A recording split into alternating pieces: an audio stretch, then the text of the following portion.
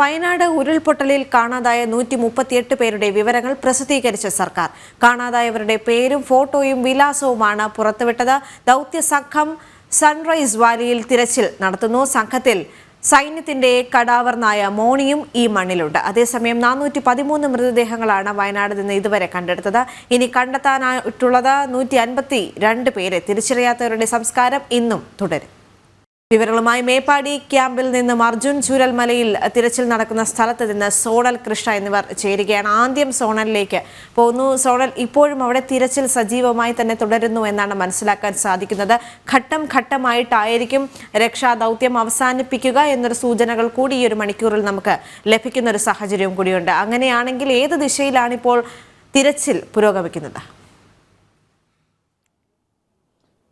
ദേവിക, ഇപ്പോൾ വീടുകൾ കേന്ദ്രീകരിച്ചുള്ള തെരച്ചിൽ നടക്കുന്നുണ്ട്. നമുക്കറിയാം, എനിക്ക് പുറകിൽ കാണാം, നമുക്ക് ദൃശ്യങ്ങളിൽ കാണാം. കാരണം ബന്ധുക്കൾ ഉൾപ്പെടെ ഇങ്ങോട്ടേക്ക് എത്തി അവർക്ക് സംശയമുള്ള ഭാഗങ്ങളിൽ തിരച്ചിൽ നടത്തുന്നുണ്ട്. അതിന് എല്ലാ സംവിധാനങ്ങളും അവർക്കൊപ്പം നിൽക്കുന്നുണ്ട് എന്നുള്ളത് തന്നെയാണ് ഏറ്റവും പ്രധാനപ്പെട്ട കാര്യം. കാരണം ഈ പ്രദേശങ്ങളിൽ ആരെങ്കിലും ഒറ്റപ്പെട്ടിട്ടുണ്ടെങ്കിൽ അവരെ ലഭിക്കണം എന്നുള്ള ഒരു ആവശ്യം അവരുടെ ഭാഗത്ത് നിന്നുണ്ട്. അതുകൊണ്ട് തന്നെയാണ് ബന്ധുക്കൾ ഉൾപ്പെടെ എത്തി അതായത് ബന്ധുക്കൾ പറയുന്ന പ്രദേശത്ത് ഇത്തരത്തിൽ എല്ലാ സംവിധാനങ്ങളും ഉപയോഗിച്ച് തിരച്ചിൽ നടത്തുന്ന ദൃശ്യങ്ങൾ നമ്മൾ കാണുന്നത്. എന്തായാലും ആദ്യഘട്ട പരിശോധന ഈ പറഞ്ഞ പ്രദേശത്താണ്, അതായത് ചൂരൽമല ഭാഗത്താണ് നടക്കുന്നത്. അതിനോടൊപ്പം തന്നെ മറ്റ് ഭാഗം എന്ന് പറയുന്നത് സൂചിപ്പാറ വെള്ളച്ചാട്ടത്തിന്റെ പ്രദേശമാണ്. അവിടെയും കൃത്യമായ പരിശോധന നടക്കുന്നുണ്ട്. അതിന് ശേഷം ഉള്ള പ്രദേശം അത് പോത്തുകല്ലാണ്. പോത്തുകല്ല് കഴിഞ്ഞു കഴിഞ്ഞാൽ തീർച്ചയായിട്ടും നിലമ്പൂർ കാടുകളിലേക്ക് പരിശോധന നീളും എന്നുള്ളത് തന്നെയാണ് ഏറ്റവും പ്രധാനപ്പെട്ട കാര്യം. നമുക്ക് ദൃശ്യങ്ങളിൽ കാണുന്ന പോലെ ആ പരിസര പ്രദേശങ്ങളിലെല്ലാം തന്നെ അവർ കൃത്യമായി സൈന്യവും മറ്റ് സന്നദ്ധ പ്രവർത്തകർ ഉൾപ്പെടെയുള്ളവർ പരിശോധന നടത്തുന്നുണ്ട്. ഏതെങ്കിലും വിധത്തിൽ അവിടെ എന്തെങ്കിലും അവശേഷിപ്പുകളുണ്ടോ എന്നുള്ള പരിശോധനയാണ് പ്രധാനമായിട്ടും നടക്കുന്നത്. അതിനോടൊപ്പം കൂട്ടിച്ചേർക്കേണ്ട മറ്റ് രണ്ട് കാര്യങ്ങൾ സർക്കാർ സംവിധാനങ്ങൾ ഇന്നലെ പറഞ്ഞിരുന്നു. അതായത് ഏകദേശം കാണാതായ 152 പേരുടെ കണക്കാണ് ഇന്നലെ മന്ത്രി ഉൾപ്പെടെ പുറത്തുവിട്ടത്. അതിൽ 138 പേരുടെ പേരും അഡ്രസ്സും ഫോട്ടോയും ഉൾപ്പെടെ ഇപ്പോൾ പ്രസിദ്ധീകരിക്കുന്ന ഒരു ഘട്ടമുണ്ടായിട്ടുണ്ട്.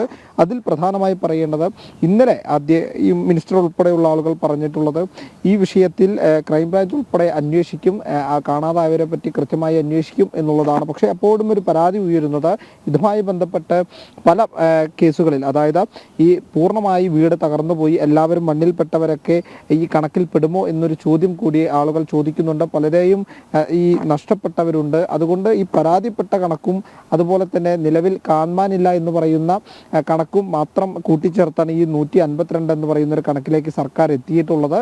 എന്തായാലും അത് അതല്ലെങ്കിൽ ഇതിനപ്പുറത്തേക്ക് ഒരു കണക്ക് വരാനുണ്ട് എന്നുള്ളത് തന്നെയാണ് ഈ ക്യാമ്പിലെയും മറ്റ് ഇവിടെ ഈ പ്രദേശവാസികളും പറയുന്ന കാര്യം. എന്തായാലും തിരച്ചിൽ ഇപ്പോഴും ഗൗരവമായി നടക്കുന്നുണ്ട്. ഈ സൺറൈസ് ഏരിയകളിലൊക്കെ തന്നെ കൃത്യമായിട്ട് ഹെലികോപ്റ്ററും മറ്റും ഉപയോഗിച്ച് സൂക്ഷ്മ പരിശോധന നടക്കുന്നുണ്ട് എന്നാണ് അറിയാൻ സാധിക്കുന്നത്. അതായത് ഈ പോത്തുകൽ മേഖലയിലും മറ്റും കൃത്യമായ പരിശോധനയുണ്ട്. ചാലിയാർ കേന്ദ്രീകരിച്ചുള്ള പരിശോധനയും നടക്കുന്നുണ്ട് എന്നുള്ളത് തന്നെയാണ് ഏറ്റവും പ്രധാനപ്പെട്ട കാര്യം. ഇപ്പോൾ നമ്മൾ നിൽക്കുന്നത് ചൂരൽമലയിലാണ്. ഈ പ്രദേശത്തെ വീടുകൾ കേന്ദ്രീകരിച്ചുള്ള തിരച്ചിൽ ബന്ധുക്കൾ ഉൾപ്പെടെ എത്തി സൈന്യവും മറ്റുദ്യോഗസ്ഥരും അവരുടെ കൂടെ തന്നെ ചേർന്ന് ഈ പ്രദേശത്ത് തിരച്ചിൽ നടത്തുന്ന സാഹചര്യമുണ്ട്. JCB ആവശ്യമെങ്കിൽ JCBയും പ്രവർത്തിപ്പിച്ച് കൃത്യമായൊരു പരിശോധന നടത്തുന്ന രീതി തന്നെയാണ് നമുക്കിന്ന് കാണാൻ കഴിയും. എന്തായാലും പുഞ്ചിരിമേട്ടിൽ നിന്ന് തുടങ്ങി മുണ്ടക്കയിലെത്തി അവിടെ നിന്ന് ഇപ്പോൾ ചൂരൽമലയിൽ ഈ പരിശോധന എത്തി നിൽക്കുന്നു. ഇതിന് ശേഷമാണ് നേരെ സൂചിപ്പാറയിലേക്ക് എത്തുക. ഈ പ്രത്യേക കേന്ദ്രങ്ങളിൽ, അതായത് 6 സോണാക്കി തിരിച്ചിട്ടുള്ള കേന്ദ്രങ്ങളിൽ കൃത്യമായി പരിശോധന നടക്കുന്നുണ്ട്. അതിൻ്റെ പുറമെ സൂക്ഷ്മ പരിശോധന എന്നോവണ്ണം കൃത്യമായി വൈദഗ്ധ്യം നേടിയിട്ടുള്ള പരിശീലകരെ കൊണ്ട് എത്തിച്ച് കൃത്യമായിട്ട് കടാവർ നായകൾ ഉൾപ്പെടെയുള്ളവ സംഘത്തിലുണ്ട്. ഇത്തരം പ്രത്യേക സംഘങ്ങളാക്കി തിരിച്ചുകൊണ്ട്, വിവിധ ടീമുകളാക്കി തിരിച്ചുകൊണ്ട് പ്രത്യേക കേന്ദ്രങ്ങൾ, അവിടെയാണ് പരിശോധന പുരോഗമിക്കുന്നത്. അതോടൊപ്പം തന്നെ ഈ ബന്ധുക്കൾ പറയുന്ന സംശയമുള്ള ഇടങ്ങളിൽ റഡാർ സംവിധാനം ഉപയോഗിച്ചും സൈന്യം പരിശോധന നടത്തുന്നുണ്ട്. ഇന്നലെ ഏകദേശം 16 കേന്ദ്രങ്ങളിലാണ് ഇത്തരത്തിൽ സൂചന ലഭിച്ചത്. പക്ഷേ അപ്പോഴൊക്കെ പരിശോധിക്കുമ്പോഴും അതിൽ നിന്ന് ലഭ്യമായത് തീർത്തും പറയേണ്ടത് ചില മനുഷ്യൻ്റെതല്ലാത്ത മൃതദേഹങ്ങളാണ്. മൃഗങ്ങളുടെയും മറ്റു മൃതദേഹങ്ങൾ ലഭിക്കുന്ന സാഹചര്യം കൂടി ഉണ്ടായി. എന്തായാലും നമുക്ക് ദൃശ്യങ്ങളിൽ കാണുന്നത് പോലെ വീടുകൾ കേന്ദ്രീകരിച്ചുള്ള പരിശോധന ചൂരൽമലയിൽ പുരോഗമിക്കുകയാണ്. മറ്റ് റഡാർ സംവിധാനങ്ങൾ ഉൾപ്പെടെ ഇവിടെ കൊണ്ടുവന്ന് പരിശോധന നടത്തുന്നുണ്ട്. ദേവിക, സോണൽ, മറ്റൊരു കാര്യം കൂടി, ഇപ്പോൾ കാണാതായവരുടെ 138 പേരുടെ വിശദാംശങ്ങൾ അടങ്ങുന്ന ഒരു പട്ടികയാണ് ഇപ്പോൾ പുറത്തേക്ക് വിട്ടിരിക്കുന്നത്. ചിലരുടെ ഫോട്ടോ ഉൾപ്പെടെയുള്ള ഒരു പട്ടിക പുറത്തേക്ക് വിട്ടിരിക്കുന്നു. എന്നാൽ അതോടൊപ്പം തന്നെ പറഞ്ഞു വെക്കുന്ന മറ്റൊരു കാര്യം, ഇതിൽ കൂടുതൽ പരിഷ്കാരങ്ങളോ നിർദ്ദേശങ്ങളോ ഉണ്ടെങ്കിൽ കൂടി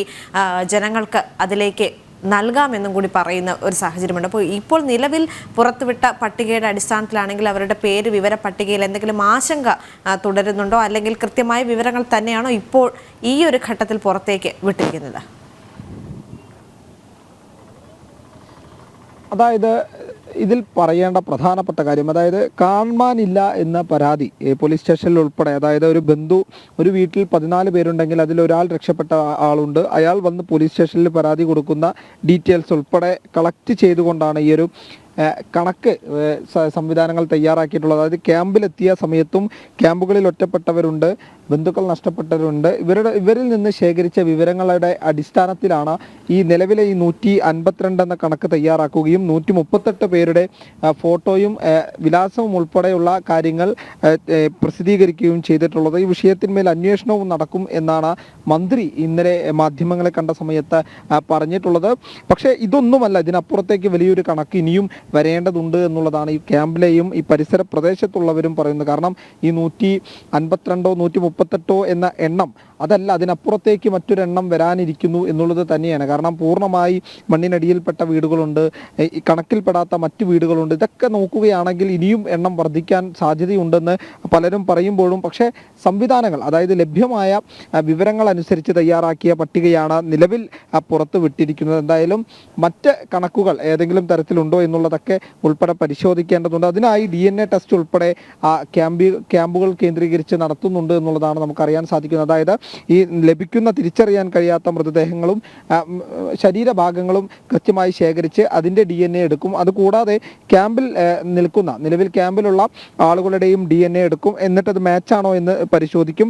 അങ്ങനെ അത്തരത്തിൽ മാച്ചാകുന്ന ഘട്ടം വന്നു കഴിഞ്ഞാൽ അവർക്ക് ഈ സംസ്കരിച്ച സ്ഥലത്ത് കൃത്യമായി പ്രാർത്ഥിക്കാനും മറ്റുമുള്ള സംവിധാനം ഒരുക്കി നൽകും എന്നുള്ളതാണ് സർക്കാർ പറഞ്ഞിരിക്കുന്നത്. അതോടൊപ്പം കൂട്ടിച്ചേർക്കേണ്ട മറ്റൊരു പ്രധാനപ്പെട്ട കാര്യം, ഈ തിരിച്ചറിയൽ രേഖ ഉൾപ്പെടെയുള്ള കാര്യങ്ങൾ അതിൽ ആശങ്കപ്പെടേണ്ടതില്ല എന്നുള്ളതാണ് ജില്ലാ കളക്ടർ ഉൾപ്പെടെ പറയുന്നത്. കാരണം ക്യാമ്പിൽ നിന്ന് പുറത്തിറങ്ങുന്നതിന് മുമ്പ് അവർക്ക് അവരുടെ രേഖകളും മറ്റും തിരിച്ചു നൽകുന്ന സംവിധാനം ഉണ്ടാക്കും എന്നുള്ളതാണ് മന്ത്രിയെ സാക്ഷ്യം വെച്ചുകൊണ്ട് ഈ ജില്ലാ കളക്ടർ ഉൾപ്പെടെ പറഞ്ഞിട്ടുള്ള ഒരു പ്രധാനപ്പെട്ട കാര്യം. അതിനുവേണ്ട സംവിധാനങ്ങൾ ഒരുക്കി തുടങ്ങിയിട്ടുണ്ട്, അന്തിമഘട്ടത്തിലാണ് എന്നുള്ള കാര്യം കൂടി പറയുന്നുണ്ട്. അതുപോലെ തന്നെ ഈ ഒറ്റപ്പെട്ടവർ, അതായത് ക്യാമ്പുകളിലേക്ക് വന്നവർ, അവരുടെ ഫോൺ നമ്പർ ഉൾപ്പെടെയുള്ള കാര്യങ്ങൾ തിരികെ ലഭിക്കാൻ വേണ്ട സംവിധാനങ്ങളും ഇതിനോടകം ചെയ്തു കഴിഞ്ഞിട്ടുണ്ട് എന്നുള്ളതും ജില്ലാ കളക്ടർ ഉൾപ്പെടെ പറയുന്ന സാഹചര്യമുണ്ട്.